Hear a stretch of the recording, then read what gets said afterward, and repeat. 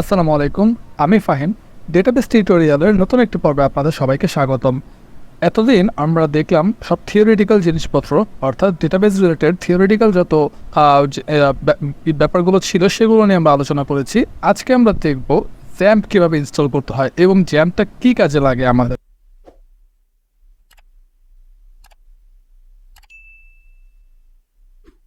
XAMPP ইনস্টলের জন্য আমাদের সর্বপ্রথম একটি ওয়েব ব্রাউজারে চলে যেতে হবে। আমি চলে যাচ্ছি আমার মাইক্রোসফট এজে। এখানে যে আমি সিম্পলি লিখবো XAMPP ডাউনলোড, জ্যাম্প ডাউনলোড। এখান থেকে হচ্ছে আমরা সিম্পলি এই যে প্রথমে যেটা আসবে এটার উপর ক্লিক করে দিব। ক্লিক করার পর আমরা এখানে দেখতে পাচ্ছি 3টা ভার্সন অ্যাভেলেবেল এখানে, অর্থাৎ এখানে এই যে 64 বিটের একটা আছে, 64 বিটের আরেকটা আছে, এখানে সবগুলো 64 বিটের। তো এখানে কয়েকটা ভার্সন আছে, তো আমরা একদম লেটেস্ট যেটা সেটা ডাউনলোড করব। তো এই যে ডাউনলোড 64 বিট, এখানে ক্লিক করে আমরা এটা ডাউনলোড করে নিব। আমাদের ডাউনলোডটি এখানে স্টার্ট হয়ে গেছে, দেখতে পাচ্ছেন 25 MB হয়ে গেছে, আর বাকিগুলো হচ্ছে। তো এখন এটা ইনস্টল ডাউনলোড হতে হতে আমরা একটা বেসিক আলোচনা করে নিই যে জ্যাম্পটা আমরা কেন ইউজ করি। অর্থাৎ আমরা যখন কোনো ওয়েব ডেভেলপ করি অথবা যে কোনো ধরনের কোনো অনলাইন বেস কোনো কাজ করি, সেই ক্ষেত্রে আমাদের একটা সার্ভারের প্রয়োজন হয়। সেটা আমরা লাইভে করতে পারি। ধরুন ওয়েবসাইট বানানোর ক্ষেত্রে আমরা কী করি, ওয়েবসাইট বানানোর ক্ষেত্রে আমরা একটা ডোমেন হোস্টিং কিনে নিই, সেখানে হচ্ছে আমরা লাইভে ওই সার্ভারে আমরা কাজ করি, যেখানে আমরা কাজ করছি আর একই সাথে দেখতে পাচ্ছি যে কী কী কাজ হচ্ছে। এখন কথা হচ্ছে, যদি আমি ইনভেস্ট করতে না পারি, অর্থাৎ ডোমেন হোস্টিং কেনার টাকাটা আমার কাছে না থাকে, সেক্ষেত্রে আমি কী করতে পারি, সেক্ষেত্রে আমি আমার পিসিটাকেই আমার একটা লোকাল সার্ভার বানাতে পারি। লোকাল সার্ভার বানিয়ে আমি এখানেই একসাথে ডেভেলপ করছি, ডিজাইন করছি, কাজ করছি, এবং আমি একসাথে ওইটা লাইভ ভিউটা দেখছি যে ওটা কেমন লাগতেছে দেখতে। তো জ্যাম্পের মাধ্যমে আমরা আমাদের পিসিটাকে একটা লোকাল সার্ভার বানাতে পারি, যেখানে হচ্ছে আমরা আমাদের সব কাজগুলো লাইভ দেখতে পারি। তো জ্যাম্প দিয়ে আমরা ডেটাবেসেরও কাজ করতে পারি, যেমন ধরেন আমরা কোনো ডেটাবেস ক্রিয়েশন অথবা ডেটাবেস মডিফিকেশন এই টাইপের কাজগুলো আমরা জ্যাম্পে করতে পারি। সেটা কীভাবে আমরা এটা পরের ভিডিওতে দেখব। আমরা এই ভিডিওতে শুধুমাত্র জ্যাম্প ইনস্টলেশন এই প্রসেসটা দেখব। তো এটা অলমোস্ট ডাউনলোড হয়ে গেছে। এটা পুরোপুরি ডাউনলোড হওয়ার পরে আমি কন্টিনিউ করছি। আমরা দেখতে পাচ্ছি এখানে আমাদের ফাইলটি ডাউনলোড হয়ে গেছে। তো আমরা এখান থেকে ওপেন করে নিচ্ছি এটাকে। ওপেন।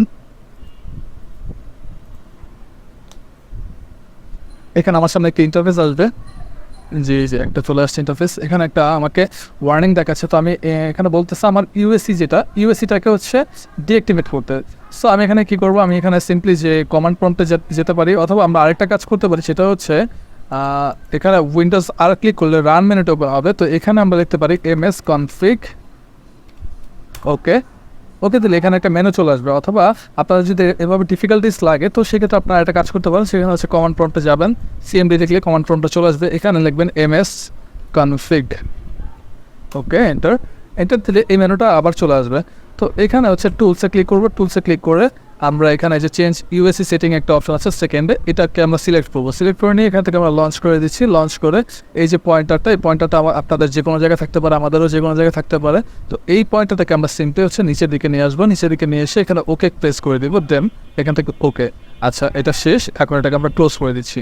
দেন এখান থেকে আমরা ওকে প্রেস করি। ওকে প্রেস করলে নেক্সট ওকে, আমাদের এখানে একটা ডিফল্ট লোকেশন সিলেক্ট করা আছে, নেক্সট, এখান থেকে নেক্সট করে দিচ্ছি, তারপর নেক্সট। ওকে, এখন এটাকে ইনস্টল হতে দিই আমরা। আমাদের ইনস্টলিংটি শেষ পর্যায়ে।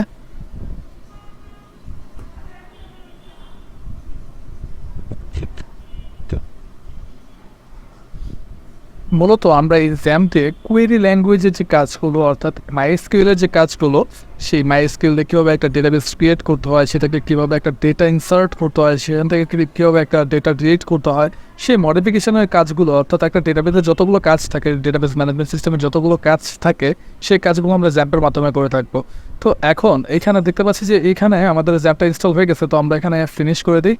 ফিনিশ করে দিলে হয়তো এটা আমাদের অটোমেটিক্যালি অন হবে, না হলে আমরা ম্যানুয়ালি অন করবো, যে এটা অটোমেটিক্যালি অন হয়ে গেছে। তো এরকম একটা ইন্টারফেস চলে আসবে যদি সাকসেসফুলি আপনার জ্যাম্পটি ইনস্টল হয়ে থাকে। তো এই ছিল আজকে জ্যাম্প ডাউনলোড অ্যান্ড ইনস্টলের প্রসেস। জ্যাম্পে কীভাবে আমরা ডেটাবেসের কাজগুলো করবো সেটা নিয়ে আমরা পরবর্তী একটি ভিডিওতে ডিসকাস করবো। ততক্ষণ সাথেই থাকবেন, ধন্যবাদ।